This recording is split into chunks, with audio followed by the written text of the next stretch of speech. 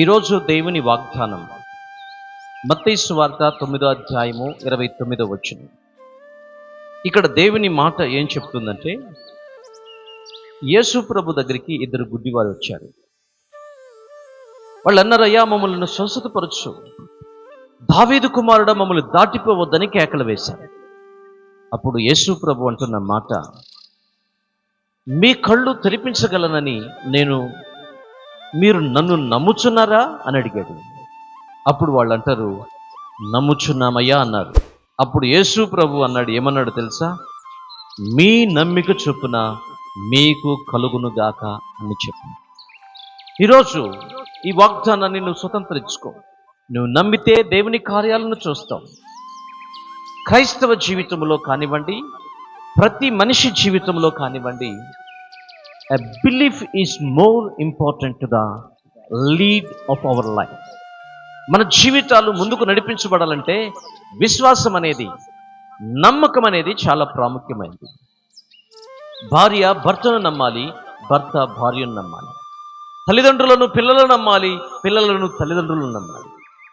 గురువును శిష్యుడు నమ్మాలి, శిష్యుడిని గురువు నమ్మాలి. ఎప్పుడైతే ఈ నమ్మకం అనేది ఉంటుందో అప్పుడే ఒక మంచి రిలేషన్ అనేది ఉంటుంది. అందుకనే దేవుని వాక్యంలో చెప్తుంది, హెబ్రీయులకు రాసిన పత్రిక 11వ అధ్యాయము 6వ వచనంలో, మనం విశ్వాసము లేకుండా దేవుణ్ణి సంతోషపెట్టలేము. విశ్వాసం మనం కలిగి జీవించాలి.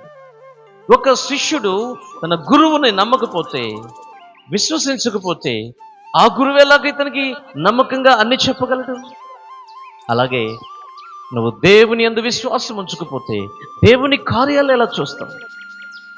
ఈరోజు దేవుని కార్యాలను తప్పుపట్టేవాళ్ళు, దేవుని కార్యాలను లెక్కలేనట్లుగా మాట్లాడేవాళ్ళు కోకొల్లలుగా కనిపిస్తారు. Because there lack of knowledge, there lack of faith.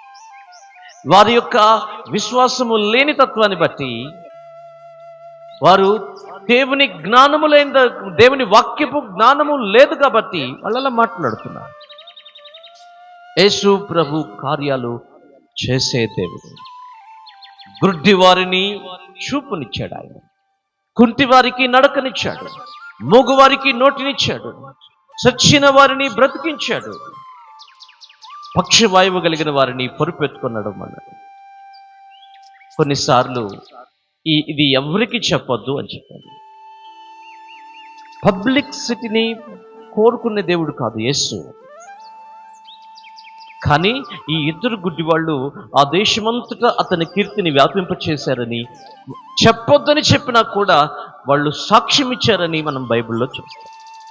కాబట్టి 38 సంవత్సరాల దగ్గర కోనేటి దగ్గర పడి ఉన్న వ్యక్తి, అతని పక్షవాయువును దేవుడు లేచి పొరుపెత్తుకొని నడవమన్నప్పుడు నడిచిన తర్వాత యేసు ప్రభు చెప్పిన మాట ఏంటో తెలుసా? ఇది ఎవరికి చెప్పాల్సిన అవసరం లేదు, కానీ మరి ఎక్కువ కీడు నీకు రాకూడనట్లుగా నువ్వేం చేస్తావంటే పాపము జోలికి, అపవిత్రత జోలికి, ఇదిగో వెనకటి జీవితం జోలికి వెళ్ళొద్దు అని చెప్పాడు. కాబట్టి దేవుని బిడ్డలారా, దేవుని వైపు చూడండి, దేవుని యందు విశ్వాసం ఉంచండి. నీ నమ్మిక చొప్పున నీకు దేవుడు కార్యం చేయబోతున్నాడు. ఈ సంవత్సరం, ఈ నెలలో దేవుడు నీ పక్షంగా కార్యం చేయడానికి సమర్థుడు. Are you believe that you receive the God's blessings? May God bless you. Praise the lord.